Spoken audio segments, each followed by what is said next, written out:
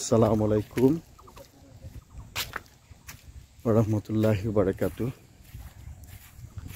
সম্মানিত ভিউয়ার্স, আজ পবিত্র শুক্রবার মাহে রমজানের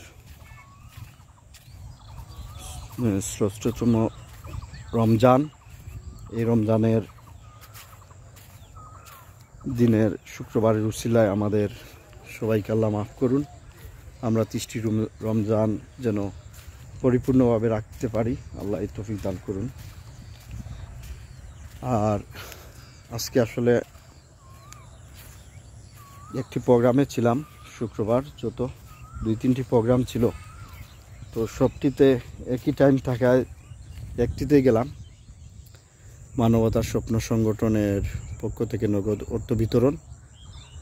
আর আসার পথে আমি আমার এলাকার, আমার বাড়ির আশপাশের ফসলি জমি দেখালাম আপনাদের। এই যে সবুজে ঘেরা, আসলে ক্যানেলের পানি থাকায় এই বুড়ো ক্ষেতগুলি করা হয়েছে, কারণ বৃষ্টি নাই। তো বৃষ্টি হলে কিন্তু ধানগুলি ভালো হতো, আরও বড় হয়ে যেত, কিন্তু বৃষ্টি না হওয়ায় কারণে অনেক মানুষ অসুস্থ। প্রায় আমরা তারাবি নামাজে অনেক মানুষ, হাজার হাজার মানুষ থাকে একটি মসজিদে, দেখা যায় সবাই অসুস্থ, কফ সর্দি। এই যে ধান রোয়া হয়েছে, এখন বৃষ্টির কারণে ধানগুলি লাল হয়ে যাচ্ছে। আর এই বুড়ো ক্ষেতের পানি, যেগুলি মনু নদী থেকে, ক্যানেল থেকে যেগুলি আসে, এগুলি দিয়ে মোটামুটি আর কি একটু ধান টিকে আছে, কিন্তু ভালো ফলন হবে না যদি বৃষ্টি না হয়।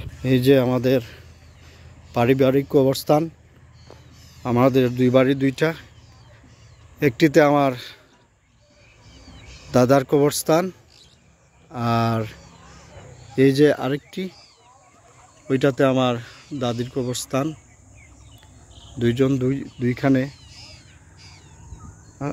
আমরা এই দুনিয়ার জীবন ত্যাগ করে যখন চলে যাব, এই মাটির ঘরেই আমাদের থাকতে হবে, আমাদের কিছু করার নেই।